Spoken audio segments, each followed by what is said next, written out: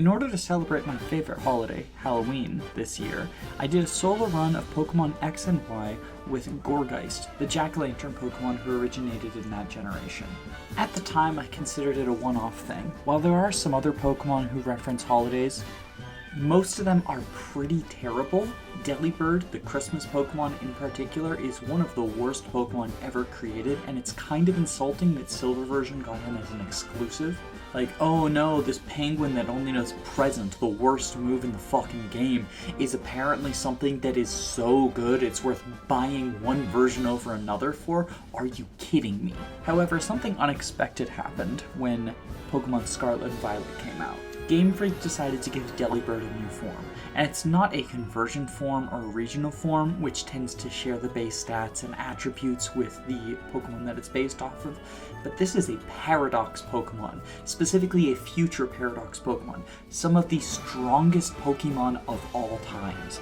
In fact, Robo Delibird, or Iron Bundle as he is officially referred to, was so strong that he was quick banned from singles in competitive Pokemon. That is because, in addition to their phenomenal base stat total of 570, all of the Paradox Pokemon stats are extremely min-maxed. For Robo Delibird, aka Iron Bundle, that means he has very, very high special attack and extremely high speed. He outspeeds nearly everything and can usually one-shot all but the tankiest special walls. Additionally, he has unresisted stab coverage with the combination of Ice Beam, Freeze Dry, and Hydro Pump. This is truly one of the greatest glow-ups of all time, and it's no wonder he got banned as quickly as he did. So it's time to find out, does his competitive success translate to a good solo playthrough, or am I going to struggle through Paldea with this robotic penguin?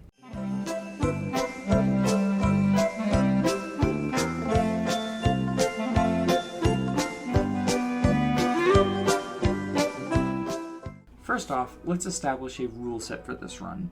I'm only allowed to use my Iron Bundle in battle, and I'm not allowed to use any items in battle either.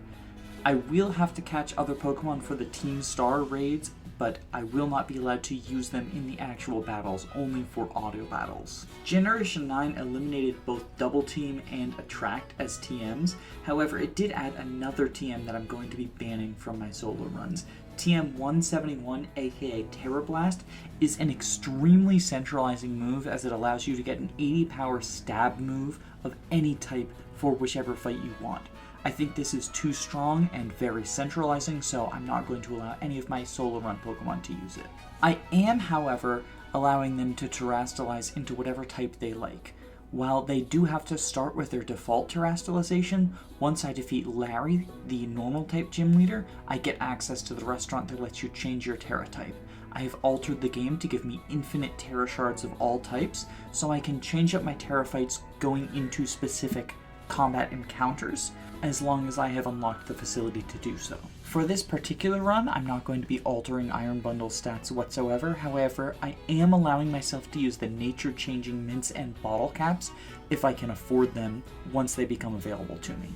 Last but not least, considering this game is a buggy, broken mess, I'm banning the use of Skyrim Horse Jumping. I can sequence break in ways that don't involve using glitches, considering it's an open world and you can do things in any order you want, but I'm not allowing myself to climb slopes that I wouldn't be able to without the climbing or high jump ability, for example.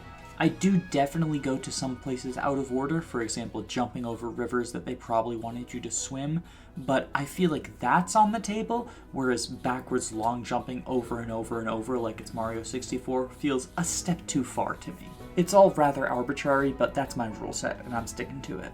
So if you're watching the background footage, you may have noticed one of the reasons that Robot Santa is definitely going to struggle more in a solo run than they did in Solo's OU. This Pokemon's level up learn set is less than ideal, shall we say.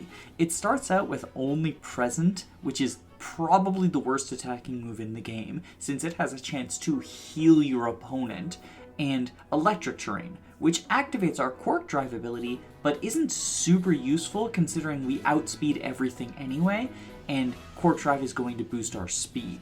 Once I gain access to nature-changing mints, I will make it so that Quark Drive can boost our special attack, but even then, spending a turn to set up electric terrain just to get the Quark Drive boost is rarely, if ever, going to be worth it. Since booster energy isn't available until the very last battle of the game, this basically means that Iron Bundle is going to be playing the solo run as if they have no ability whatsoever.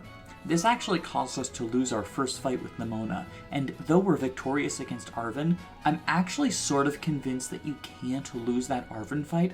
I've seen plenty of people demonstrate things such as defeating him with only a scatterbug, and he resorts to tail whipping instead of killing you, which is something that he did for Iron Bundle as well.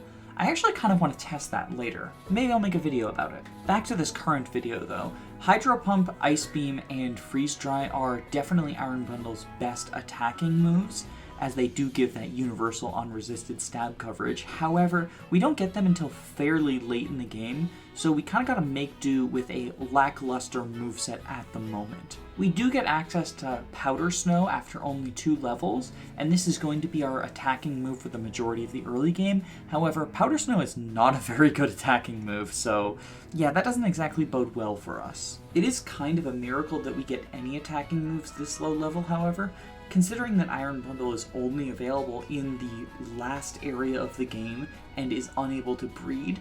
Oftentimes Pokemon like this have very weird level up learn sets and can't get anything early on.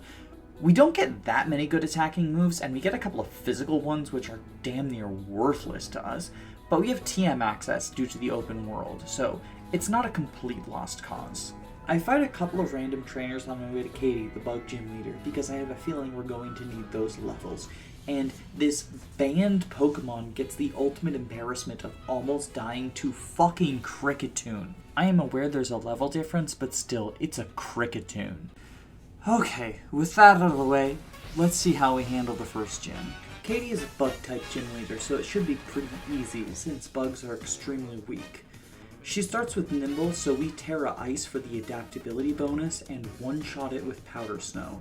Off to a good start.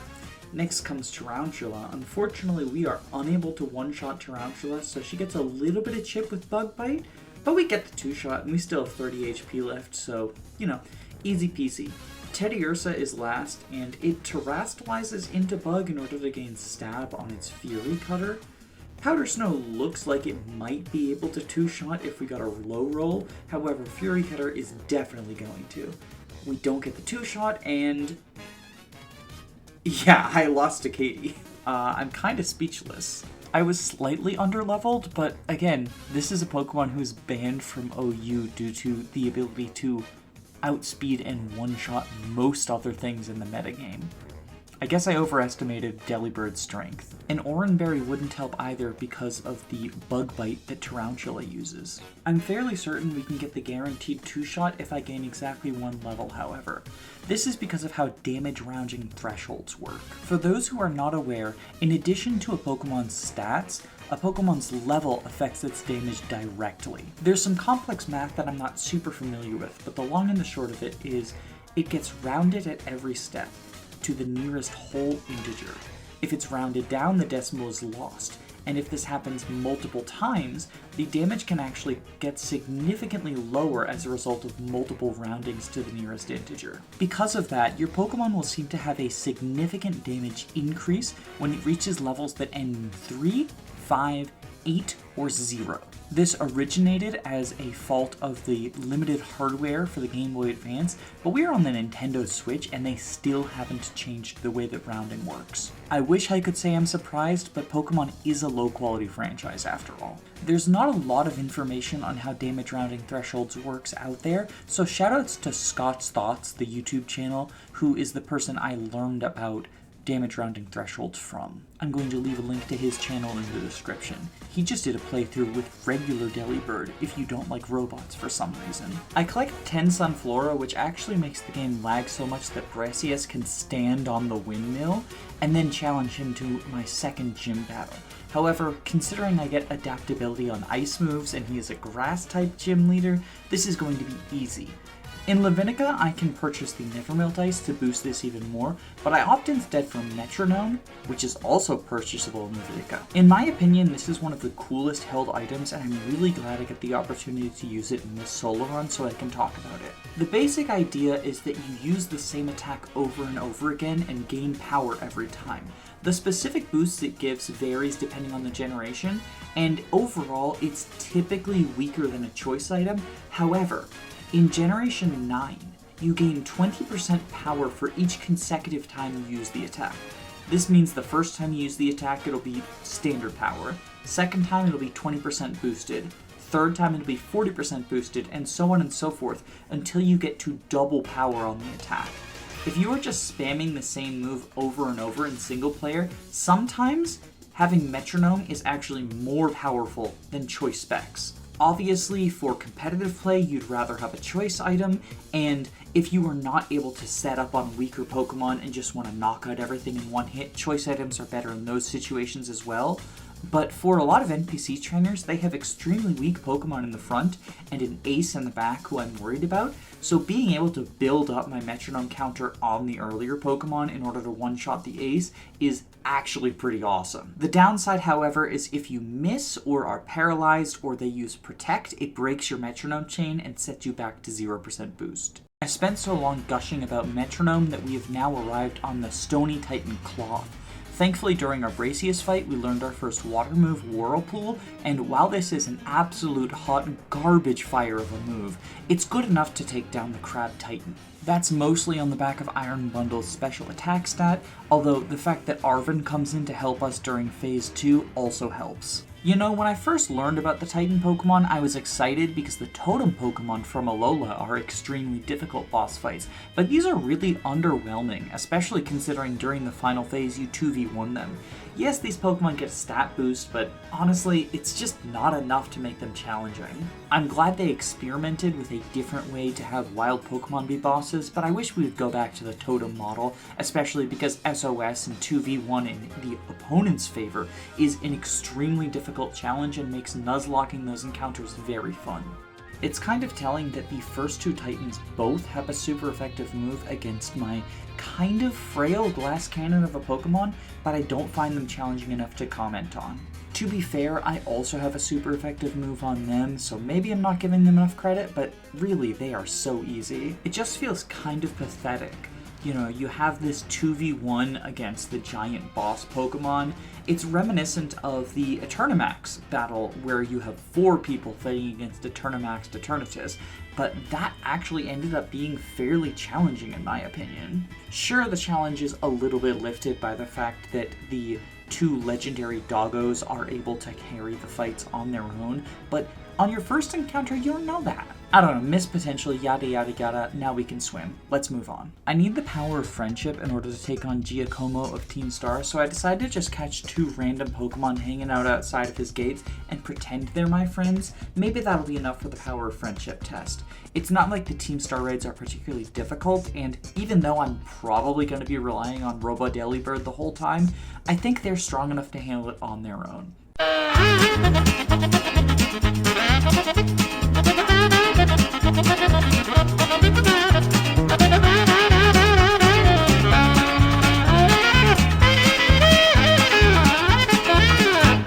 Why on earth do you get 10 whole minutes to handle that? I would be less insulted if they gave us infinite time, as opposed to just dangling the option of failure out there, which no one, not even a child, is going to accidentally run into. I understand that these are games for kids, and I forgive the difficulty in a lot of ways as a result of that, but the 10-minute timer on the Team Star raids, which do not seem failable by any means whatsoever, is just hilarious to me. Oh, in case you haven't picked up on it, yeah, I can't beat Giacomo. Even if I make it past the Steel type that I foolishly use Ice type moves on, his Starmobile knows Snarl, which will always lower my special attack, and is extremely beefy to boot. We'll come back for you later. Okay, so the next 2 Titans are extreme level jumps, and since Team Star presents the most challenging fights because of the Starmobile, I decided to go for Gym 3. However, you need to fight Nemona before you can access the 3rd gym, whichever gym you choose it to be, Technically, you're allowed to lose this fight and progress, however, for my runs, I make it a rule to save before fighting Nemona, other than the first time you fight her. And if you lose, you have to reload that save. Her team is actually pretty weak to water moves. Because we replaced Quaxly with Iron Bundle because of the shared water typing, she has Crocalor right now. She also has a Rockruff by default who is weak to water. Unfortunately, Whirlpool is just a very bad move, and Palmot is able to nuzzle and paralyze us. I decide that our key to victory is access to a better water move, and fortunately we have access to quite a few through TM. We can't use Surf, which is very unfortunate because you get extremely early access to the Surf TM in this game. However, Water Pulse is one that we do potentially have access to. On top of one of the waterfalls in Casafraca, I don't know how you pronounce that name, Kofu's hometown. You can access the Water Pulse TM fairly early on. It's not the strongest move in the world, but it has a chance to confuse, which is nice, and it's better than Whirlpool, if only for the fact that it's 100% accurate. Since Steel doesn't resist water, I decided to test if our newfound Water Pulse combined with the power of Metronome would be enough to take on Giacomo. After all, he is the weakest Team Star member. However, when I got to the Sage and Starmobile, I realized, yeah, Snarl is extremely detrimental when you are a special attacker. This is gonna have to wait. Nemona, on the other hand, falls to the power of Water Pulse plus Metronome.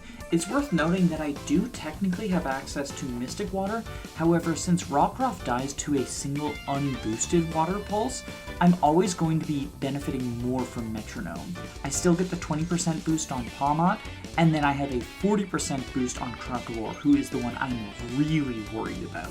GG, easy Nemona. Yawn isn't going to do anything to me because Crocalor dies the next turn. Before I can face Iono, I do have to fight her Hype Squad, which is a little bit difficult. It's 2 battles in a row, and foolishly, I did not realize that your Terra Orb isn't restored between battles.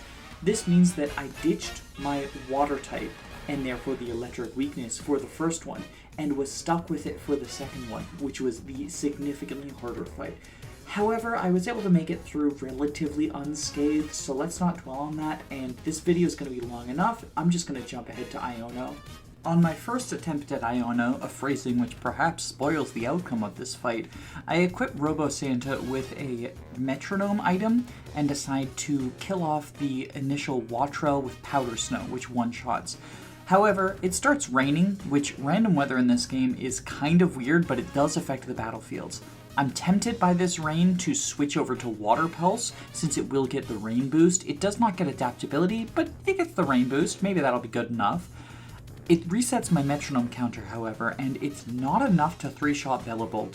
Bellibolt then hits me with a very hard Spark. It's not super effective, but it does paralyze me, and unfortunately my HP is super low. Luxio's gonna move first and kill Robo Santa. Ripperoni and Pepperoni. I'm fairly certain that the reason I lost that fight, however, is that I was tempted by the rain and decided to give up on my Metronome chain before it had even started. I think if I continue to spam Powder Snow, that will give me the victory just because of how powerful the Metronome boost is. And that's exactly what I decided to try. I Terrastalize into Ice. This gives me the adaptability boost on Powder Snow and also ditches my Electric type weakness, allowing me to one-shot Watrel. Doesn't one-shot Bellibolt because holy shit that thing is tanky, but it does get me a 2-shot. His Water Gun also isn't boosted by the rain this time, so it hits less hard. Intimidate isn't going to affect me because I'm a special attacker, and that's the 1-2-3 punch. Out comes Miss Magnimus. Miss Magnimus is actually pretty freaking scary, and I don't think I'm going to be able to get the one-shot even with a +4 Metronome boost. Confuse Ray is probably the worst thing that I could have gotten, and I hit myself Confusion but survive at 1 HP in order to fire off a final unboosted Powder Snow and kill this ghost dead again. That's a reference both to the fact that ghosts are already dead and to the fact that I did this fight once before but forgot to hit record and instead hit stream on OBS, so I actually lost the footage. This one was a lot more exciting, so I'm kind of glad that that happened. It's always fun to win at 1 HP, but it was frustrating in the moment. Anyway, let's move on. The next Team Starbase is the Fire type one, and even though it's higher level than Giacomo, I have a type advantage. Yes, I'm going to be getting hit for neutral, but at the very least I can hit them for super effective with Water Pulse, so maybe this will be enough for me to be able to take her down. Mila is, after all, the first Team Starbase that I fought in my vanilla playthrough as well.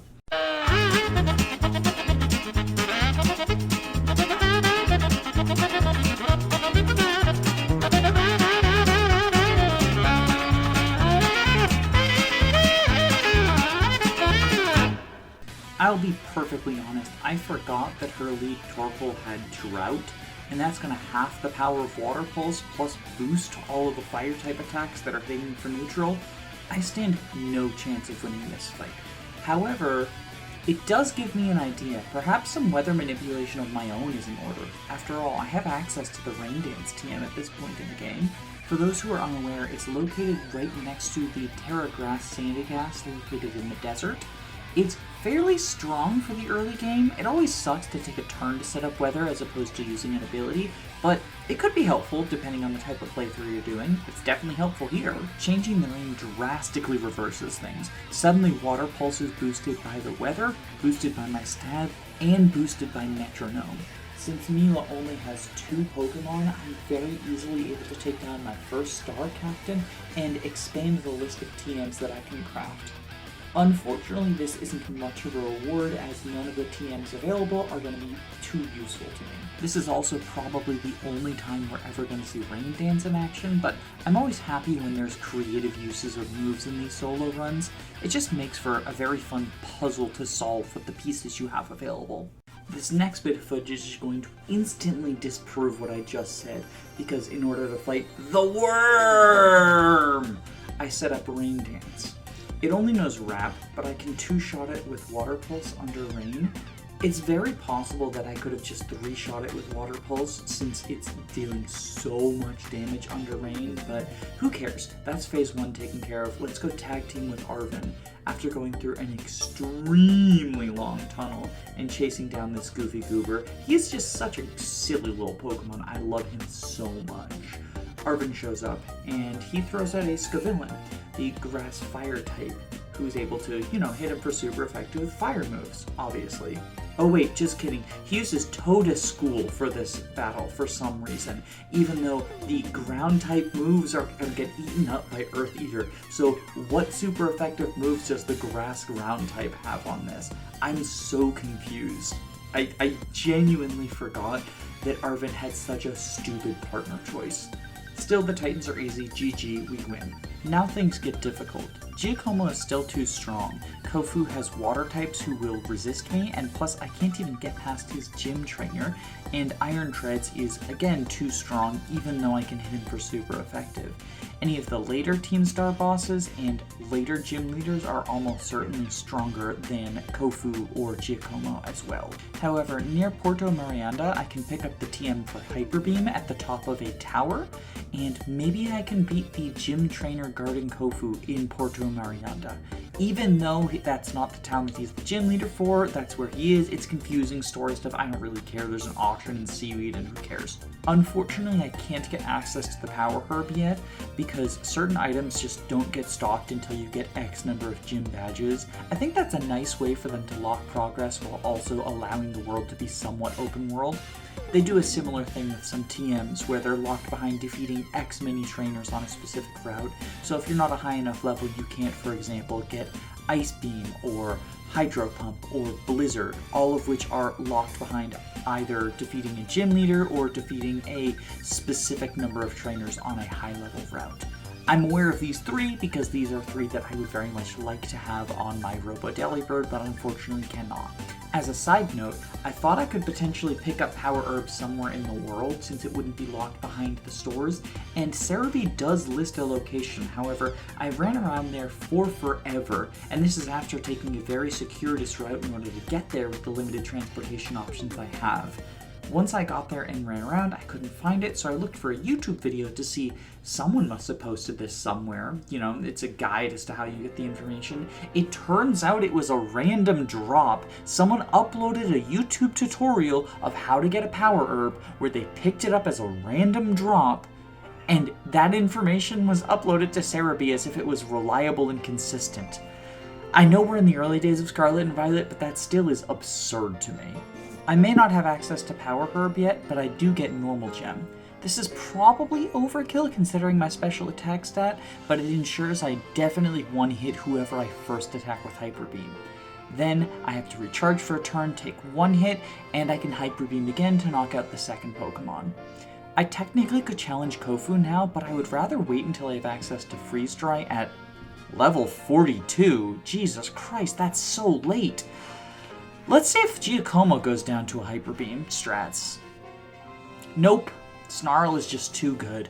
God, why is the first Team Star member such a pain in my ass? After much contemplation, I decide it's time to grind until level 30. Maybe this damage rounding threshold will let me take on Iron Treads, who seems the most promising. After getting a phone call from Professor Neglectful Father, he tells me that Iron Treads is a future Pokemon. I bet you never fucking heard of those. Then I two-shot it with Mystic Water boosted Water Pulses. I did opt for Mystic Water over Metronome this time around. I feel like a long drawn-out fight is not in my favor, so stacking that tiny bit of extra damage on turn 1 is probably better for me than trying to get a good Metronome chain. Water Pulse is the only move I'm going to be using because, again, Steel resists Ice, therefore it would be neutral on Iron Treads. This time around, he has Scovillain, which is stupid because, yeah, the Fire is going to be super effective against the Steel, but it's resisted by Ground. Or maybe it's not, I don't really know the type chart. Anyway, we beat that Robot Elephant and proved that Robot Penguins are better, because that thing was very high level, but the Titans are pushovers, GG easy. Unfortunately, this still leaves me in the dilemma of not knowing which direction I want to go. I decide to try my hand at Kofu. I don't have Freeze Dry yet, but I get that so late, so I decide to try Air Cutter. It's not Stab, and it's definitely weaker than Freeze Dry would be, but maybe it'll be good enough? Yeah, spoilers, it's not. I am unable to defeat the Water Gym Leader and decide instead to skip him and do Larry next. Larry is a higher level than Kofu, actually pretty significantly higher level than Kofu. However, his Pokemon are not going to resist my stab moves, and so maybe that will give me the level push I need to get Freeze Dry at 42. Before venturing over to Medali, though, I decided to take one more crack at Giacomo.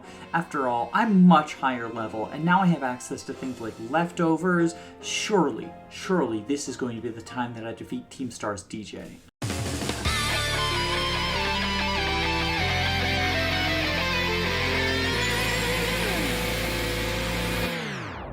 For what is one of the earliest bosses in the game, Giacomo certainly has made an impression on me during this playthrough.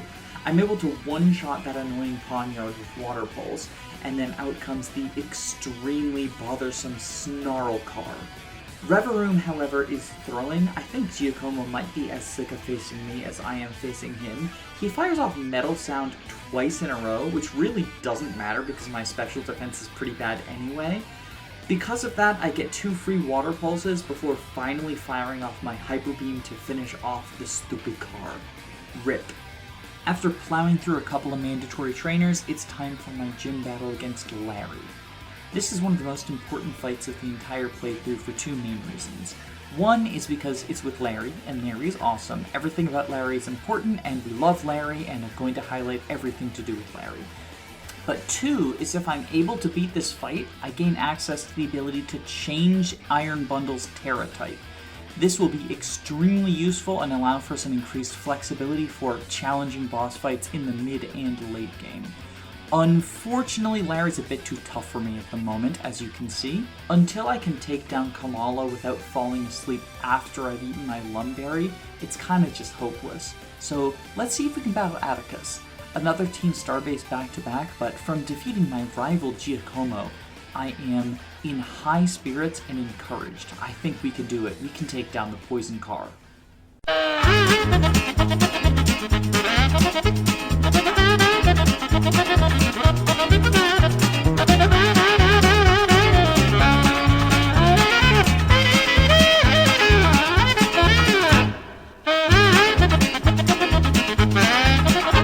The fight starts starts off incredibly strong. Water Pulse isn't quite a 2-shot, but we confuse Skuntank, and the confusion damage from both of his turns is enough to turn it into a 2-shot. Muck, however, absolutely destroys us. Yeah, we're gonna have to come back to this when we are stronger or have better moves.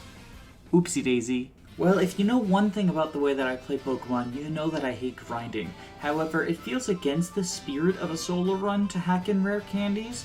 That's something I have no problem with in Nuzlocke, but I don't know why, it just feels wrong for a solo run. So instead it's time to hit the books, go to class, and cheat our way through exams by looking at the answers online so that I get rewarded with some EXP candies. They're only small size because I only have access to the midterms now, but eventually I can get medium-sized ones by cheating my way through the finals. I love how Pokemon Scarlet taught me that cheating in an academic institution is not only morally correct, but rewarded. While I'm looking online anyway, I checked to see if there's any more available TMs that could be helpful, and it turns out mother-flipping Ice Beam, which I will get an adaptability bonus on even before beating Larry, has just been laying out in the open this whole time. I could have sworn it was locked behind one of those people who only gives you the TM if you complete X many trainers in a specific area, but this is why it would have paid to double check. Ice Beam would have made a lot of fights that I struggled with significantly easier. Probably? Actually, I don't know. I don't know. I have it now. As you can see, however, Ice Beam and the increased levels are still not enough to take down Larry. His Dunsparce knows Glare, so even though I take down Kamala, I'm permanently paralyzed because Yawn has already consumed my Lumberry. Unfortunately, every attempt I make at this fight, and I do make quite a few attempts, involves having to deal with this unskippable cutscene that plays in the middle of the battle. I have cutscenes turned off, or rather I have skip cutscene turned on. However, I am convinced that there are almost no cutscene flags in this game, because I have had to sit through every Team Star flashback, every Arven cave, everything that I would consider a cutscene. I've had to either mash A through, or in some cases, it just plays out without me mashing A with that auto dialogue for whatever reason, and yet it still doesn't skip the cutscene even though I have skip cutscenes turned on. It turns out the only cutscenes that at least I can tell are skipped by skip cutscenes are the two at the very end when you enter Area 0 and when you get confronted by the evil version of your motorcycle. It is equal parts hilarious and frustrating to me that Game Freak added an option called skip cutscenes, and it only affects 2 cutscenes. And I want to be clear, when I clicked this option, a text box popped up that said, "Are you sure you want to do it? You're gonna miss vital story information, you're gonna have no idea what's going on in the story," and yet almost nothing gets skipped. Hilarious. Game Freak moment. High quality franchise. I wish I could say there was some sort of unique big brain strategy that I came up with, because I really didn't want to overlevel and trivialize the rest of the game, but I also desperately need to defeat Larry. Unlocking the Terra Type switching restaurant is such a big deal for this solo run. So instead, I go with what is not a very honorable strategy, but I pray for an Ice Beam freeze. Eventually I get it, I'm able to kill the Dunsparce without getting paralyzed, and now taking care of Staraptor is going to be not easy, but easier. But then I have to sit through the cutscene again, and if I have to sit through it, so do you. This thing is the bane of my existence. I love that everyone is coming out to cheer for Larry. I love Larry. Larry is the best. But please, Game Freak, especially since it's my second attempt, and I didn't even reset. This is an additional attempt after I wiped in-game and the game knows I've wiped. Don't make me sit through this cutscene. Anyway, we defeated Larry and we've unlocked the Terra Restaurant. This is big, this is huge. This unlocks new strategic possibilities. I'm so excited. That said, this playthrough took a lot longer than expected. It's about 8:20 p.m. on December 24th and I really want to get the video out on the 25th. I only just finished the playthrough yesterday, even though I started it towards the beginning of December. I probably didn't give myself enough time, but I also ran into quite a few unexpected roadblocks, so we will be splitting this in half. I'm going to upload the second half on December 31st. That'll be my New Year's special, or whatever you want to call it, and yeah, look forward to that. I know it's cringe to say, but if you like the video, please click a like, leave a comment. It helps. I'm a smaller channel, etc., etc. I hate saying this sort of stuff, and I try to avoid doing it, but it genuinely does help in terms of video views and engagement, so I'm gonna go ahead and throw it at the end of this because it's a bit of a special video. I hope everyone has had a wonderful 2022, and I wish you a great 2023 to come. Love y'all. Bye!